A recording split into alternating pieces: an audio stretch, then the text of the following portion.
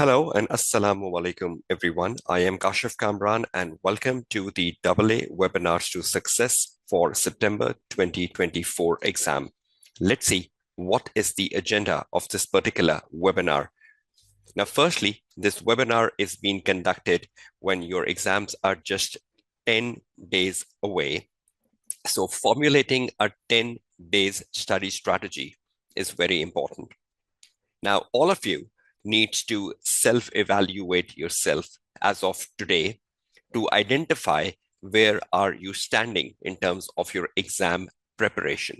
Now, everyone will have a different answer to that because everyone will be standing at a different position or a different situation. What is done and what is still need to be done is something you need to ask yourself because you need to fill in the gaps over the next 10 days. Now, you are very familiar with your challenges, with your obstacles. So sitting down today, thinking about the next 10 days, how would you develop a strategy which will enable you to be successful in the upcoming exams? That is the very first thing you should be doing, because without a timetable, without a certain planner, you will be wasting your next 10 days. You need to formulate a timetable where you are keeping a balance between section A and section B in terms of revision, in terms of approach, in terms of fine tuning, because both the sections are extremely important for your success in the AA paper. Yes, the section B dominates the paper. It's 70% of the paper. You need to be more concerned about it, but you cannot just spoil the section A. So you need to give some time over the next 10 days for a quick revision of the section A as well. That is doing plenty of OTQs over the next 10 days, and I'll be guiding you about that. You have 10 days from now. That is 240 hours at your disposal, which is utmost important. Now, it is up to you. How would you go about utilizing these 240 hours? You might be doing a single paper in September. You might be doing multiple papers in September. You might be repeating the AA paper, or you might be giving it for the first time. In different scenarios, in different situations, you are the best judge of how would you go about utilizing these 240 hours, and every hour within this 240, it does count in terms of your success in the upcoming exams. You need to focus on OTQs, and I'll be guiding you about that shortly. You need to focus on the past papers. You need to focus on some very important technical articles and examiner reports in the last 10 days you have. And I'll be speaking of each one of them shortly, how they contribute towards your success and how important they are as part of your 10 days study approach. Let's open up the broad spectrum and let's start to investigate first the section A of the paper. Now, you are all very familiar that the section A of the paper, if you look at the pie chart at the bottom of the screen, does show you that section A of the paper is 30% in the weightage. What is the best approach you can take now for the section A, and how can you assure yourself that you're performing better in the section A? On the left-hand side of your screen, you can see before exams, and on the right-hand side of your screen, you can see on the day of exam. Let's first start the analysis from before exams and see what exactly you need to do before exam. So in terms of before exams, which is the time now and the next 10 days, Study Hub, the ACCA Study Hub, is a very important resource. On the Study Hub, you have 170 OT questions, which are divided into 31 topics. Now, that is important. You have a section marked practice and quizzes on the Study Hub. Within that, you will find 170 OT questions divided into 31 subtopics. That is one resource which should be utilized over the next 10 days. Next is the examiner reports. Each of the following examiner reports that you can see on your screen, which is March, June 24, September, December 23, March, June 23, September, December 22, March, June 22, and September, December 21. Each one of them has 5 OT questions. And there are a total of 6 reports. So 6 multiplied by 5, you're getting 30 more OT questions. Now you're already reaching 170 plus 30, 200. Then you have the ACCA pre-September 24 mock available on the practice platform. And in that pre-September 24 mock, there are 15 OTQs, just like a normal paper. Add that up, it's coming to 215 OTQs you have at your disposal. You have 10 days, divide that by it, it's approximately 21 a day. So if you make a target that I'll do 21 OTQs a day, you're fitting the 10 days timetable. Now, some of you must have already done the study hub. Some of you must have already finished off the 170 OT questions. You might need to do the examiner reports, and you might need to do the pre-September 24 mock. That is why I started with a self-evaluation. That is important because you are the best judge of yourself where you are standing. So out of these 250 OTQs, how many have you done? How many is remaining? Divide that by 10, see how much you need to do per day. Now, if anyone has not used Study Hub and you don't want to use it in the last 10 days, you can still rely on the Kaplan or the BPP kits, because a lot of time I've seen students, they're doing the OTQs from the Kaplan kit or the BPP kit, which is wonderfully fine. No issues with that. So if you've already completed a Kaplan kit or a BPP kit for OTQs, perfectly fine. At this point in time, no need to indulge into Study Hub. If you've already done Study Hub, good. But if you were if you still have time and you've not done the OTQs from the Kaplan kit or the BPP kit, and you want to do plenty of OTQs, then at this point in time, going to the Study Hub would be very, very important for you, particularly for the students who are repeating the AA paper. I think you should invest a lot in the Study Hub. So this is one side of the picture, 215 OTQs, and you are the best judge. How would you go about in the next 10 days? Now, on the right-hand side of the screen, you see on the day of exam. Now, you've prepared a lot on section A. You've done almost 250 OTQs, must have done the BPP kit or a Kaplan kit, whatever. You're very well prepared on section A. You enter your real exam. And in the real exam, 30% of the paper is on OTQs. That's the section A. There are 3 OT cases. You're very familiar with that. Each OT case contains 5 OT questions. So in total, you have 15 OT questions in your real exam.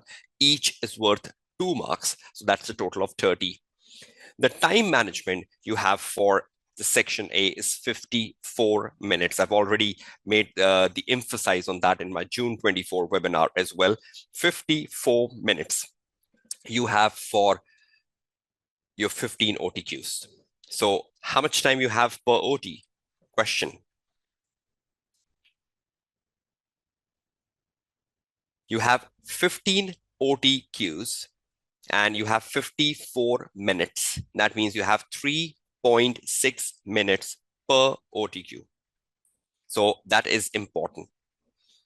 So you're not just rushing. A lot of time I've seen student in a hurry to complete the section A. At times, students just wrap up the section A in like 15, 20 minutes, whether they're giving the right answers or the wrong answers. They're not worried about that, but they're just in a speed to finish off the section A. I don't understand why. You have 54 good minutes for section A. You need to be very careful. You need to read an OT question very well. You need to ensure that you're getting the right answer. You need to read it twice if you think that is a difficult OT question. You can read it twice and then think about what is the best answer. You can click in. But if you are confused with an OTQ, don't just spend much time on it. Just move on and come back to it later. So that's how you are going about with the section A on the day of exam, ensuring you're giving the best possible time you have for that particular section.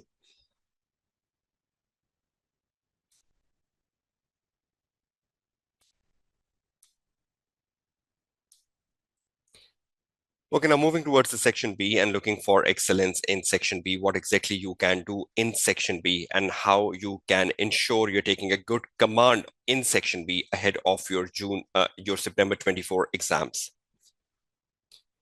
Now, when you look at the section B, it's 70% of your total paper, and that's what you can see in the pie chart in front of your screen, a bigger chunk of that pie chart, 70%, that's a big slice going to the section B. And that's very, very important how you perform in that section, because that will really decide whether you're failing or passing the AA paper. You have 126 minutes versus the 70 marks you have in the section B. Now that's plenty, because already the 54 minutes have gone into section A. Now you're doing 3 questions within this 126 minutes. Again, the June 24 webinar, I did the split of time which you should have for a 30 marks question, for a 20 marks question, and then for a 20 marks question, because you're very familiar. There are 3 questions in section B, 30, 20, and 20. So you can just have, you can just do the pro rata basis of this 126 minutes over the 3 questions. Audit risk and responses, you're all very familiar. That is one of a key question you get in section B. The good thing with section B is it is so predictive. You know what exactly comes in section B. If you do the recent papers, you will be fully assured of the types of questions you come across in section B, and you can be fully prepared with them. You can do plenty of questions around audit risk and responses. I'll be telling you how many. Control deficiencies and recommendations, finding deficiencies in internal control with test of controls or without test of controls. At time the question asks you that you need to recommend the test of control even. Direct controls and test of controls, or key controls and test of controls, is another very frequently asked question. Substantive procedure, again, that's a bigger chunk of section B. You need to be very well versed into substantive procedure. Reporting implications, the impact on the opinion, the impact on the report. We know that's for few marks. Questions around subsequent events, adjusting and non-adjusting events, or accounting issues within that reporting implication is quite a normal question, and that's mostly the question 3 worth 20 marks.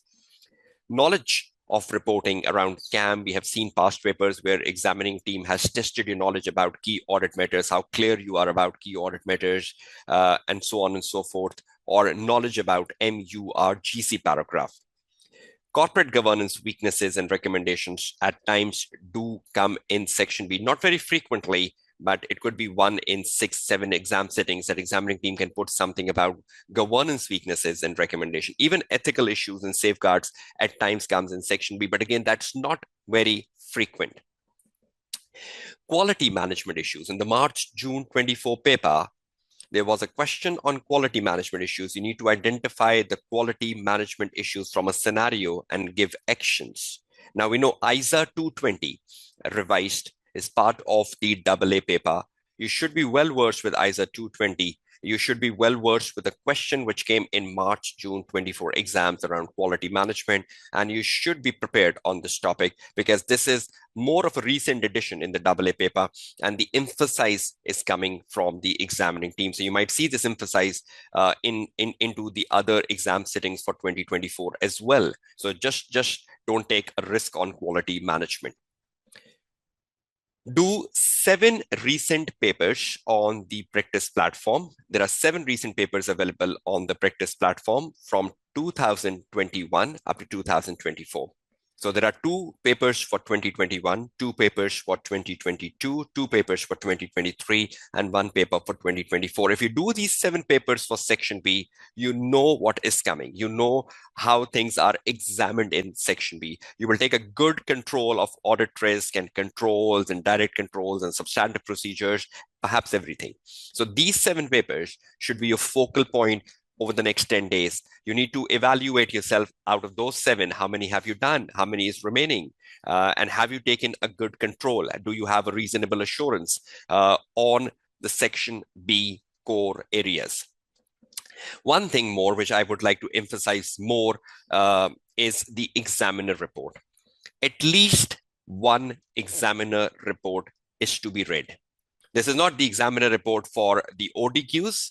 That was, I've told you the 6 examiner reports you should be doing for the OTQ, but this is an examiner report which you are doing for section B, the latest one, the March-June 24 one, and you're sitting down with it and you're going through it and you're identifying reasons why students fail in section B. That is important. I'll be emphasizing more on this March-June 24 examiner report, how critical it could be shortly. So this is in front of your screen, a section B analysis. You know it's a bigger chunk in the pie chart. You know the time allocation versus the marks. You know the key areas which comes through it. You need to do the recent 7 papers. You need to excel around that and at least ensure you're going through the March-June 24 report and identifying reasons why students fail in the section B. Now, some more analysis of the March-June 24 examiner report, how critical that is if you're ignoring what can be the implications of ignorance. March-June 24 examiner report will be crucial for you to read over the next 10 days. You need to keep one specific day, few hours of one day where you need to sit down with this particular examiner report and do it. Ignorance is disastrous, can lead you to failing in the AA paper. So it is very important that over the next 10 days, you find time where you have time, sit down, relax, read it like a story. Read it like a story. Just keep 90 good minutes of the 240 hours you have. Just 90 minutes, just 1.5 hours of the 240 hours you have. Read through the section B of the examiner report and keep a red and a green pen with you if you are reading it in a hard copy, in a printout form. Or you can use the highlighter options in the PDF version if you're reading it in a PDF file on your screens over the laptop. You need to identify the do's and don'ts, red and greens. The red is danger, the green is something positive. So you need to do that analysis in 90 minutes with a lot of reds, a lot of greens. And at the end of the day, you can make a summary of the reds and the summary of the greens. And the next day, keep good 30 minutes revising the summary of the reds and the greens. Just reinforce that. And after you've absorbed the reds and greens of audit risk, responses, procedure, reporting questions, control issues, test of controls, perhaps everything which comes in section B. Once you know the do's and don'ts, you have revised them, you have reinforced them. Now do a question paper. Now do the mock paper, ensuring whatever you have learned in red and green, you are avoiding the reds when doing the mock paper. You are implementing the greens. You are reinforcing the greens when you're attempting the mock paper, and you will be amazed at the quality of your answers. That's what you need to do. You need to impress your marker in September 24 to get passed, not just passed, get good marks. So for that reason, to me, the March-June 24 report and the time you're giving on it, like 120 minutes, 90 days for the first reading, 90 minutes, sorry, for the first reading, and 30 minutes for the second reading. That's 120 minutes. Out of the 240 hours you have, you're giving just 2 hours to it. And the impact it will have will be wonderful. And the ignorance will be disastrous. I hope you will take those 2 hours out and you will sit down seriously with this examiner report and investigate it thoroughly. So it will boost your answer quality and will make you realize the issues you do in writing the answers, and you will be amazed. But if you're not aware of the issues and you're going with those same issues into the exam hall, imagine you might be booking the next exam sitting for December. So ensure this resource is used in the next 10 days. Wherever you find time, just fit this up. You just need maximum 2 hours spread over 2 days, and that is the best you can do. Okay, articles to brush over now. Over the next 10 days, there are some important articles which you can brush over from the technical articles of AA, laws and regulations. You know, knowledge questions do come around laws and regulations, like audit of responsibility for laws and regulations, something like that. Audit of assertions, you need to be very good on assertions, particularly for the section A questions around OT cases. You should be good on assertions. We do get questions around OT, around assertions. Audit in a computer-based environment, you might get some knowledge questions around audit in a computer-based environment for 5 to 6 marks. Be ensured you brush over that article. Audit of wages, particularly this article is important of helping you with the deficiencies in a wage system, control issues in a wage system. And also this article helps you with around the substantive procedures around wages. Going concern, We know that's an important area. You should be crystal clear on going concern, the reporting implications of going concern, procedures you can make on going concern, because again, that's one of an area which too comes in section B. Subsequent events, be very clear about adjusting, non-adjusting, auditor responsibility up to the date of the audit report, using the work of internal auditor. You should know the criteria on the basis of which the external auditor decides to use the work of the internal auditor. Very important articles, very good articles, a total of 7 over the next 10 days. That's just one a day, and you will be finishing off this in 7 days agenda. But that is important. Specific section B reasons why a student failed to impress marker. You will be reading the examiner report. I hope so. But I thought I should make a summary of reasons why student tends to underperform in section B or fail to impress the marker. Number one, in an audit risk question, students do not address the underlying risk and its impact on the financial statement. They do identify the risk from the case study, but they either fail to elaborate on what is the risk. Like, for example, a disclosure is not given, that is a risk. Or for example, the revenue is wrongly recognized, that is a risk. For example, the loan has been wrongly classified as a non-current liability, or the loan has been wrongly classified as a current liability. Wrong classification is a risk. No disclosure is a risk. A wrong recognition is a risk. The inventory is inappropriately valued. That is a risk, inappropriately valued. Risk is what the management has done wrong. At times, the student failed to pick what the management has done wrong, or have they capitalized the revenue expenditure as a property, plant, and equipment. That is a wrong recognition, that you have recognized a revenue expenditure as a capital expenditure. So you need to identify what is the risk, what the management has done wrong, and what is the impact of that wrong on the financial statement. If the management has not given a disclosure, then financial statements are materially misstated. If the management has inappropriately valued the inventory, then inventory is overstated. So you need to be very sure of that. If the management has classified the loan wrongly as a current liability, then your current liabilities are overstated and your non-current liabilities are understated. There are two things which are different here, and you need to be very sure of those two things. One is the risk, one is the impact. If you are picking up the risk and not impact, you're still scoring 0.5 marks. You need to be focused on both risk and impact. So when you're writing in your answer, be assured that you have written the risk, what the management has done wrong, check your answer. And have you written the impact, like an understatement or an overstatement, or where a disclosure has not been given, financial statements are materially misstated. These are two very important parameters which goes missing in a student answer on audit risk. When you're crafting responses, audit risk and responses, and when you are crafting the responses, beginning with ensure is incorrect. Examining team is not happy that you start a response with ensure. Instead, start with the auditor action, like review something, discuss something, analyze something, recalculate something, inquire something, inspect something, because response means what the auditor will do to mitigate the risk. Ensure means you're confirming something, but you need to start with an action to show this is a response of the auditor. So always start a response with an action, not with ensure, but the action is something as if you're writing a procedure: review, discuss, analyze, inquire, inspect, recalculate, observe, reperform.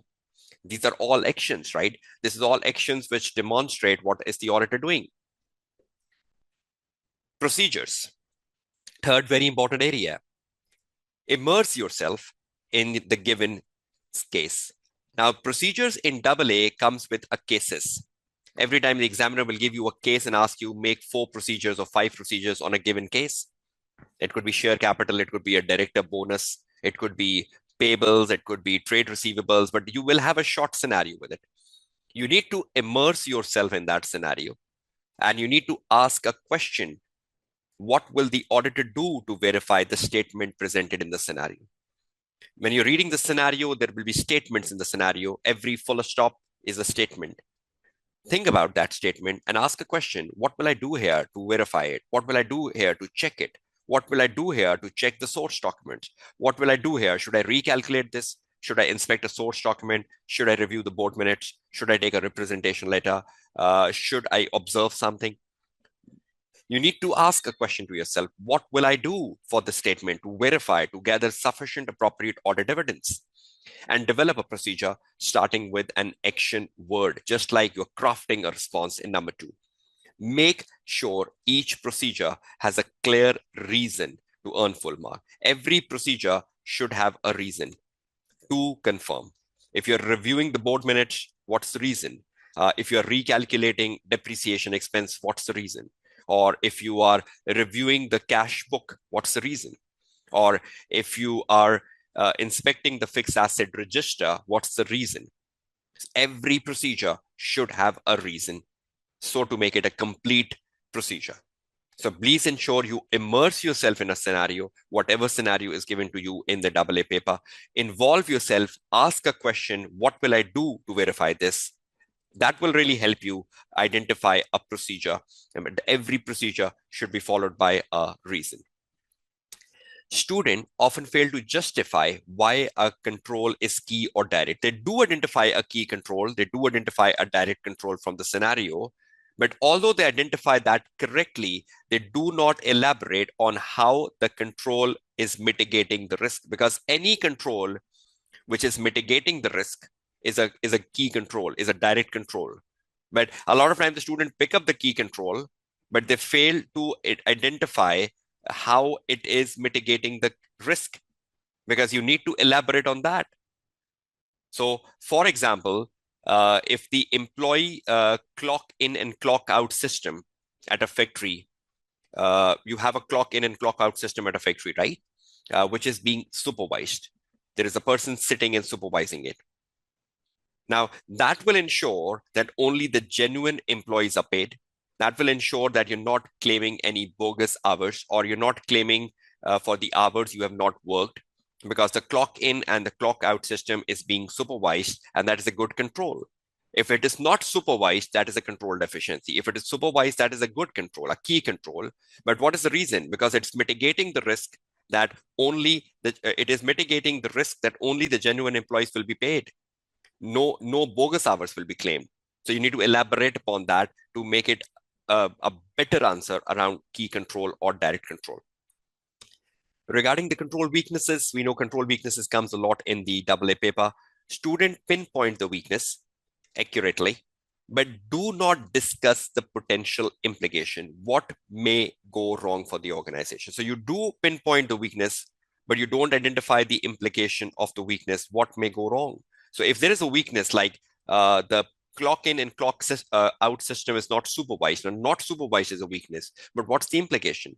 That means employees can claim bogus hours, or the non-genuine employees can be paid even though they have not worked. The ghost employees could be paid, which are not on the payroll. So implications. So that is the critical point there, right?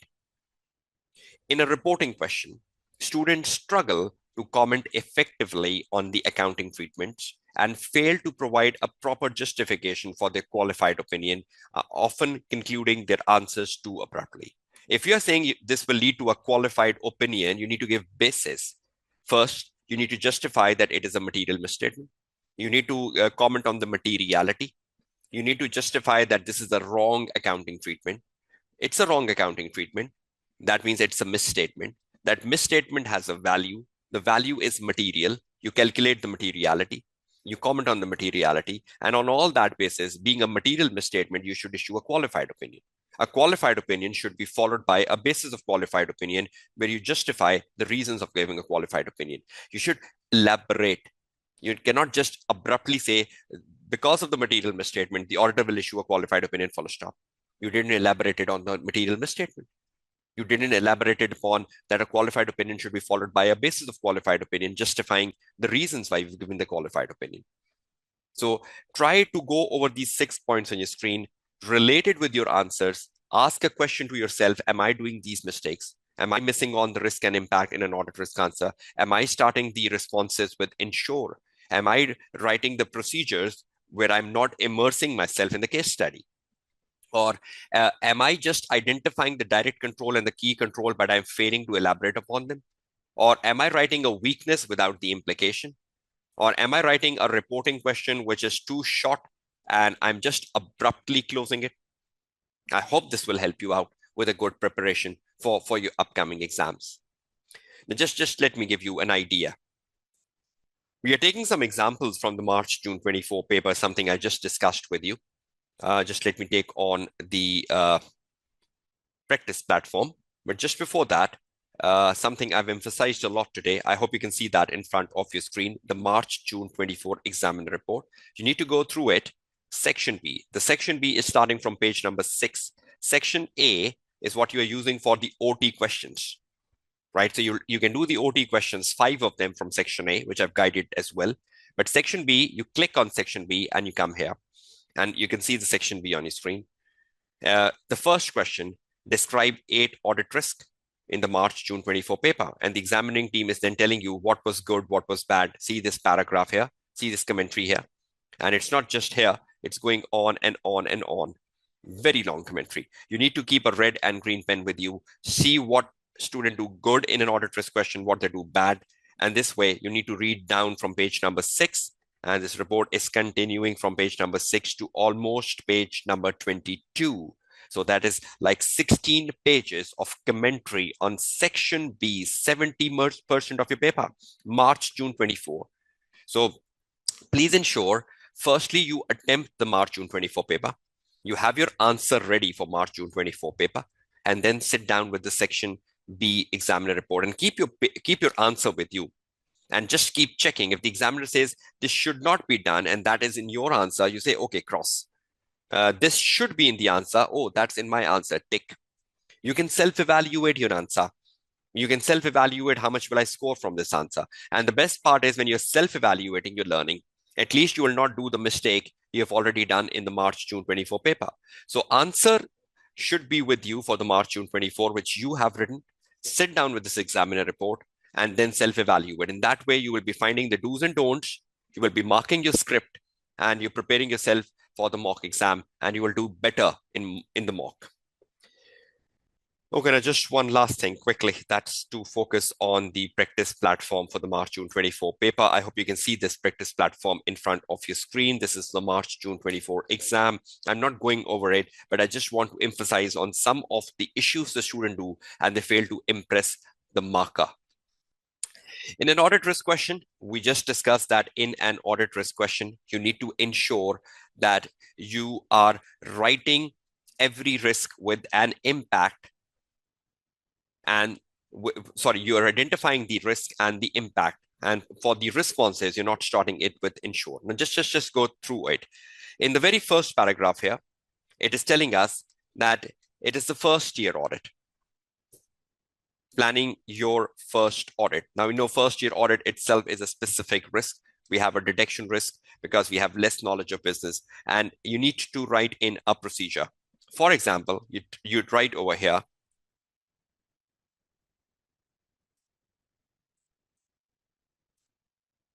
this is the first time Peel and Company will be performing the audit of Green Company,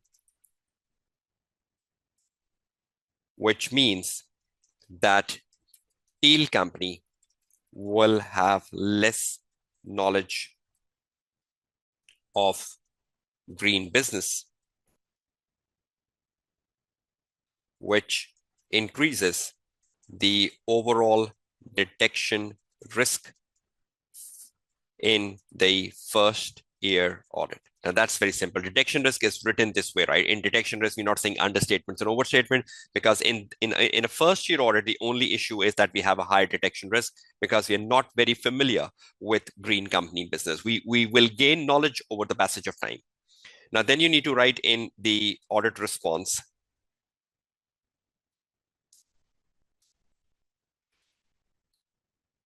a more senior audit team needs to be assigned for the first year audit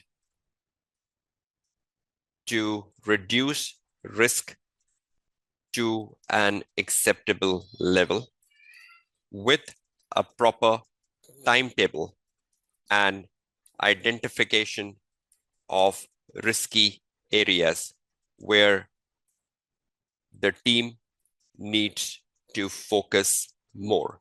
So being the first year audit, you should have a proper timetable. You should have proper identification of the risky areas where the more senior team should be looking into and avoiding and reducing down the detection risk. That's how you write the response for a detection risk. Okay, one more thing. Over here, it says the company was formed 13 years ago by Aiden White, who is the chief executive officer and is the only shareholder. So it was formed 13 years ago by chief executive officer Aiden White, and he's the only shareholder. Aiden is planning to retire within the next year and is intending to sell his shares in the company. He's intending to sell his shares in the company. Now, whenever a person like Aiden has an intention to sell the shares, he will be manipulating the financial statements. He will be fabricating the financial statements. He might be overstating the profits and the assets so that he can fetch a good share price. So there is a risk of a management bias here because this person wants to sell the share over the next year. He will fabricate the financial statements. He will present a better outlook of the financial statement. So at the end of the day, he's getting a good share price. So this is creating a risk of a management bias. So you pick up this point. Aiden is planning to retire within the next year and is intending to sell his shares in the company. Control C. And you bring this down in the audit risk right over here. And you start elaborating upon it. And is intending to sell his shares in the company. This give rise to a risk of management bias, as Aiden will be interested in fetching a good share price to sell his shares.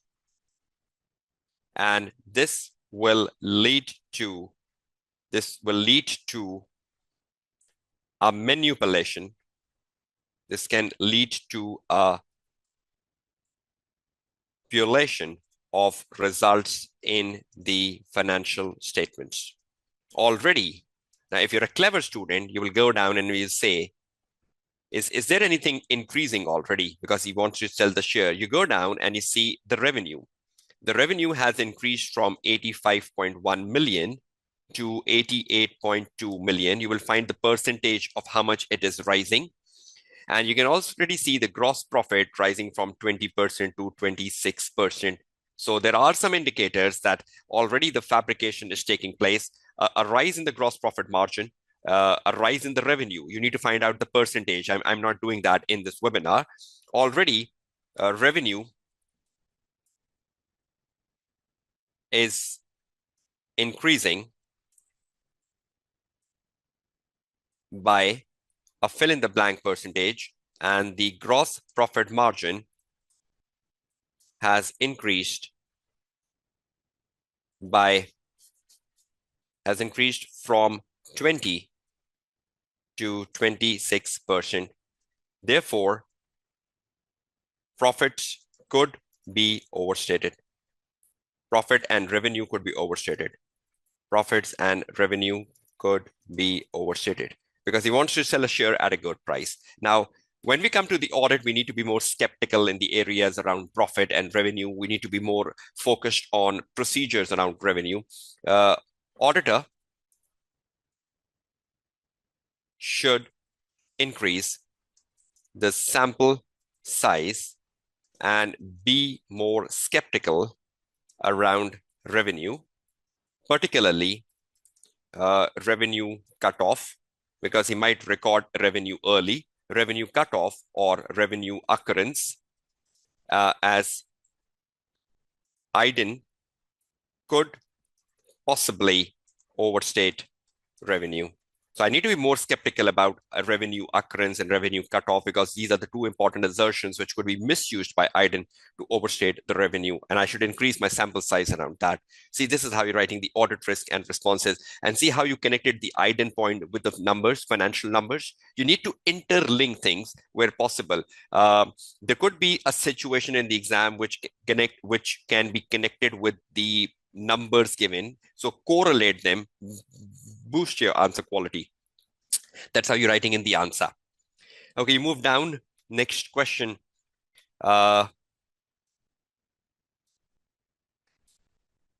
It's a simple question asking you explain the responsibility of the auditor under ISA 250 laws and regulations. I even recommended you to read the article on laws and regulations. It says you need not to refer to the scenario when answering this question. At times, students don't read such note numbers. This note number is saying no reference to the scenario. This is just a direct knowledge question for 4 marks. Next, you have a question around substantive procedures in respect of the additions to the green company property, plant, and equipment. So you need to write a procedures around additions to the property, plant, and equipment. So you will put a heading over here, additions to property, plant, and equipment. And there must be a statement in the scenario which tells you about the addition to the property, plant, and equipment. So you need to find where is that particular paragraph. 4 marks, 4 procedures. Okay, the paragraph is right over here. From here to here. Just let me highlight this in green. In August 20X4, the company began to refurbish the retail stores in order to incorporate cafes into each one. The refurbishment cost were recognized within the property, plant, and equipment at 14.2 million. So how much is the addition in the property, plant, and equipment? 14.2 million. That is basically a part of a refurbishment. Begin to refurbish the retail stores in order to incorporate cafes into each one of them. So they want to open up the cafes in each of the retail stores. They're doing refurbishment of the retail stores at a cost of $14.2 million, which all has been recognized as property, plant, and equipment. Again, there is a risk here, which you can write in the audit risk, that what if all the entire amount should not be capitalized? Some of this must be expensed out. You need to see the breakup of this 14.2 million to identify which of them met the criteria of IAS 16, which could be capitalized and which could not be capitalized. You could write this in the audit risk and audit responses. Addition, 14.2 million addition. What can we do? We can write the typical procedures on addition. We can check a sample of additions to the purchase invoices, review a sample of additions, review a sample of additions to the property, plant, and equipment, to support documents like purchase invoices, to confirm the amount and the rights ownership of the assets in the name of green company. So you can check these purchase invoices.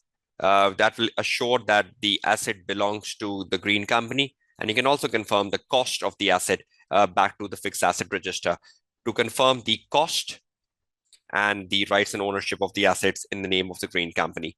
You can also check the depreciation policy of these additions to the property, plant, and equipment. You can review the depreciation policy. You can discuss the depreciation policy of this $14.2 million addition which has been made in. So I'm not just giving you a full procedure, but you can make a procedure around the depreciation policy of these depreciation policy around the addition.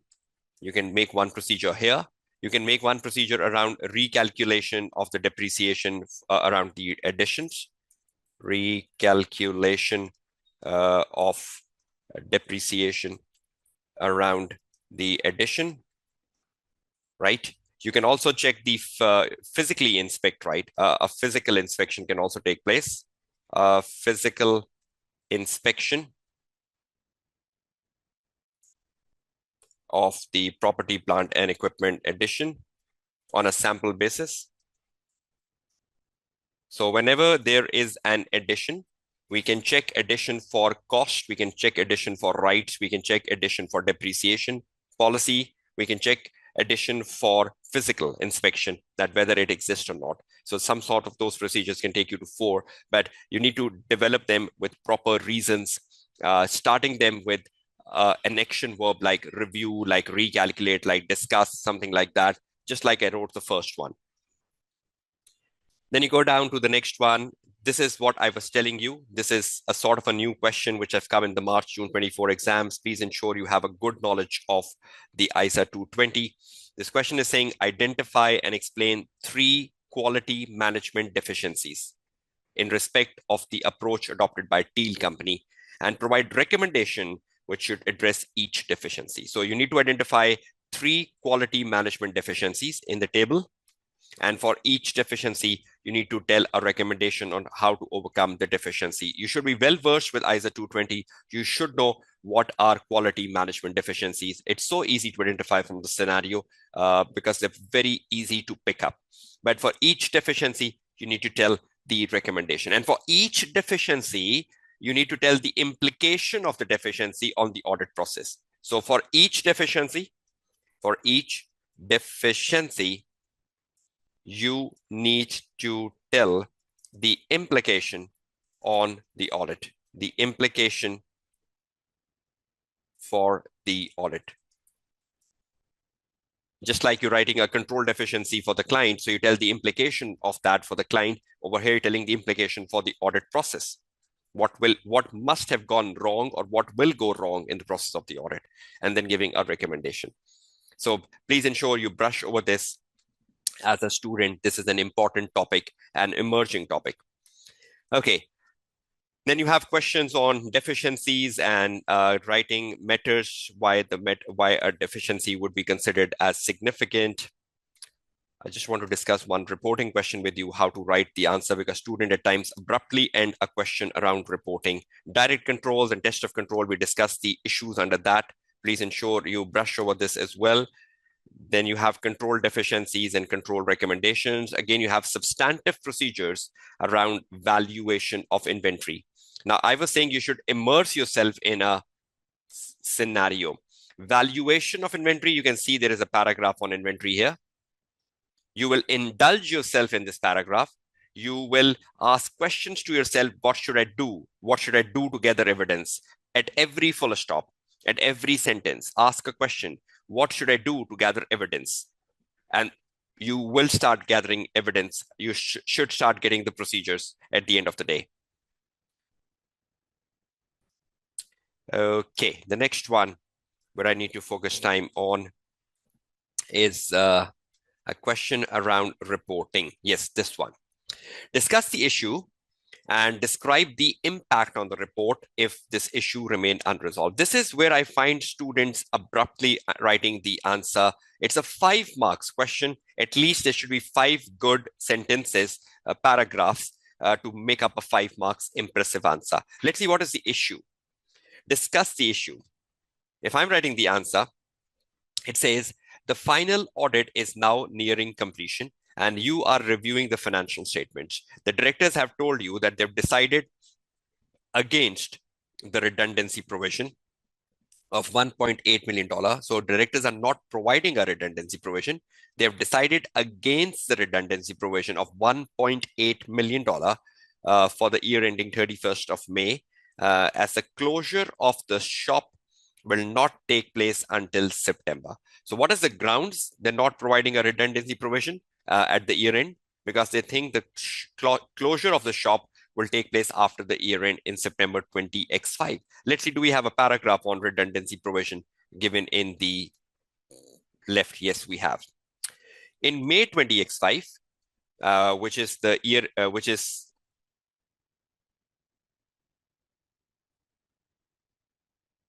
Okay, May 20x5 is the year end of the company, right? In May 20x5, the management of Cookit decided to close down one of the shop as it is unprofitable.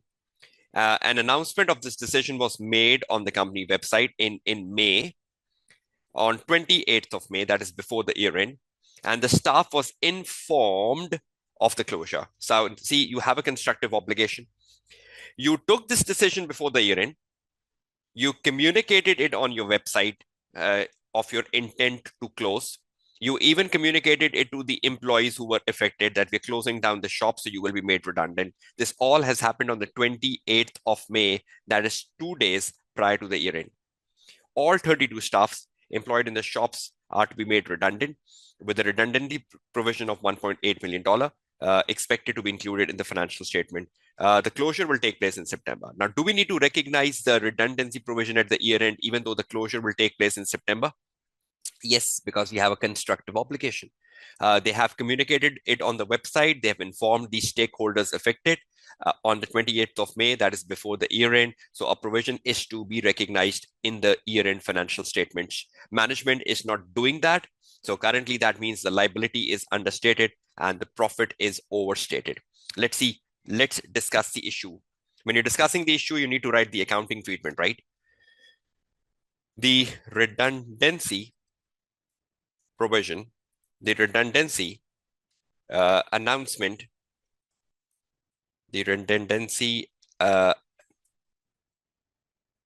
announcement was made on the company website, and the employees affected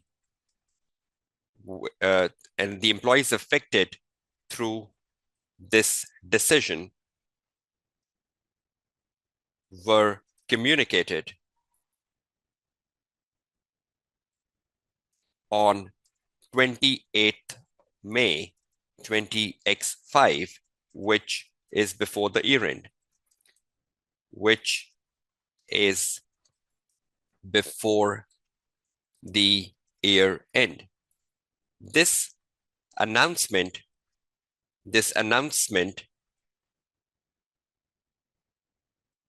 on the website and the communication to staff give rise to a constructive obligation and a reliable estimate of the redundancy provision was made at $1.8 million. Therefore, a provision should be recognized because we have a constructive obligation. A reliable estimate is already made. Therefore, and it has a probable outflow, right? It will take place in September 20x5. Therefore, a provision should be recognized at the year end, 31st of May 20x5. Now, a provision should be recognized. So you talked about the accounting treatment when you were covering the issue. You talked about that this is a constructive obligation. It has a probable outflow. A reliable estimate is made. On all those bases, a provision should be recognized. Fourth point, management provision of $1.8 million is, now you find the materiality. Okay, we have the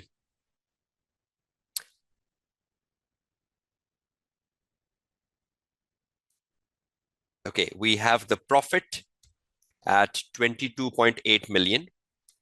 We had the net assets at 84.3 million, and that is what is given to us, right? So we have a profit and net assets. So we open up the calculator, we change it to the standard mode. We have a provision of we have a provision of 1.8 million divided by a profit of 22.8 million. So that is like 7.89% of the profit is 7.89% of the profit before tax. And let's find it on the net assets. The net assets are 84.3. 1.8 divided by 84.3 into 100. That's 2.13%, and 2.13% of the net assets, hence material to the financial statements. We know for asset it's 1 to 2%, for profit it's 5 to 10% to the financial statement. So we found one mark for materiality. So this is material. Management have decided against the redundancy provision, right? Because management has decided against redundancy provision, this will give rise to a material misstatement, because we've already identified a misstatement, no provision recognized. We've already commented on the materiality. So we are very sure now this is a material misstatement. This will give rise to a material misstatement in the financial statements. The auditor will issue a qualified opinion. Will issue a qualified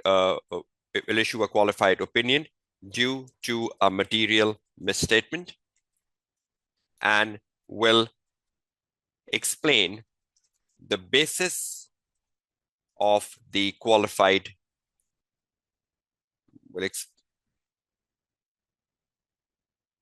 followed by a basis of opinion paragraph, whereby the auditor will explain the reasons why a qualified opinion has been issued.